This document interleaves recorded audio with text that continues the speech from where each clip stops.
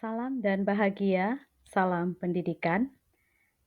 Kali ini saya akan menyampaikan kesimpulan dan refleksi koneksi antar materi dari hal yang sudah saya pelajari tentang filosofi pendidikan menurut Ki Hajar Dewantara. Sebelumnya, izinkan saya memperkenalkan diri. Saya bernama Rismauli Elvina Purba, SPD, calon guru penggerak angkatan yang ke-10. Sehari-hari saya bertugas di TK Negeri Pembina 4 Kota Batam. Sebelum saya mempelajari modul 1.1, anggapan saya adalah mengajar itu sama dengan mendidik. Lalu, bermain tidak terlalu bermanfaat untuk pendidikan murid. Pencapaian hasil belajar difokuskan pada pengembangan kognitif saja. Yang keempat, murid adalah objek pendidikan dan ilmu hanya didapat dari guru. Yang kelima, pendidikan itu dilakukan sepenuhnya di sekolah. Lalu, apa yang berubah dari pemikiran atau perilaku saya setelah mempelajari modul ini? Saya akhirnya menjadi tahu bahwa pengajaran dan pendidikan ternyata memiliki makna yang berbeda. Pengajaran itu adalah proses pendidikan dalam memberi ilmu atau berfaedah untuk kecakapan hidup anak secara lahir dan batin. Dan pengajaran adalah bagian dari pendidikan. Sementara pendidikan itu adalah memberi tuntunan terhadap segala kekuatan kodrat yang dimiliki anak agar ia mampu mencapai keselamatan yang setinggi-tingginya baik sebagai seorang manusia maupun sebagai anggota masyarakat. Nah, dalam mendidik murid, ada beberapa hal pemikiran Ki Hajar Dewantara yang perlu diperhatikan dan dikembangkan oleh guru. Apa saja itu? Yang pertama, kita mengenal sistem Among.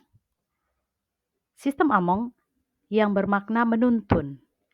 Guru bukanlah sosok pemegang otoritas berlangsungnya kegiatan pembelajaran, namun sebagai pemberi kemerdekaan, keleluasaan anak didik dalam membangun pengetahuan. Guru sebagai fasilitator yang menghadirkan kegiatan, alat, dan bahan yang beragam yang dapat digunakan anak dalam minat bakat yang berbeda-beda. Hal yang kedua adalah kodrat alam dan kodrat zaman. Ki Hajar Dewantara mengatakan, pendidikan harus selaras dengan kodrat alam dan kodrat zaman. Kodrat alam ini berkaitan dengan sifat dan bentuk, lingkungan di mana anak berada, sedangkan kodrat zaman berkaitan dengan isi dan irama. Jadi, anak harus mengalami perkembangan yang menyeluruh, baik kognitif, afektif, spiritual, psikomotor, dan sosial budayanya. Hal selanjutnya adalah budi pekerti. Menurut Ki Hajar Dewantara, budi pekerti atau watak atau karakter merupakan perpaduan antara gerak pikiran, perasaan, dan kehendak atau kemauan sehingga menimbulkan tenaga. Budi pekerti juga dapat diartikan sebagai perpaduan antara cipta, karsa, sehingga menciptakan karya. Selanjutnya adalah trilogi pendidikan. Semboyan yang terkenal dari Ki Hajar Dewantara adalah Ing Ngarso Sung Tulodo, Ing Madyo Mangunkarso, Tutwuri Handayani. Ing Ngarso Sung Tulodo bermakna guru menjadi yang terdepan dalam memberi teladan. Ing Madyo Mangunkarso, guru di tengah menjadi penuntun bagi murid dan mengarahkan serta memberikan inspirasi kepada murid. Tutwuri Handayani, guru sebagai pendorong saat berada di belakang. Selanjutnya, Ki Hajar Dewantara mengatakan bahwa bermain adalah kodrat anak.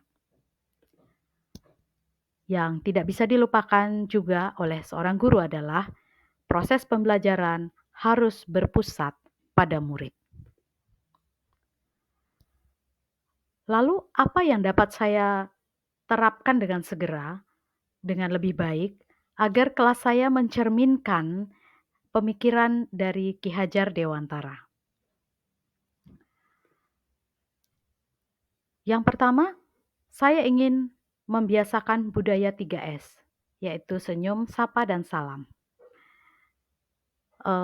Saya ingin menanamkan bahwa murid-murid saya dan juga teman-teman sejawat saya di sekolah seharusnya memberikan senyum, sapa, dan salam kepada teman, kepada guru, maupun kepada tamu-tamu yang datang berkunjung ke sekolah.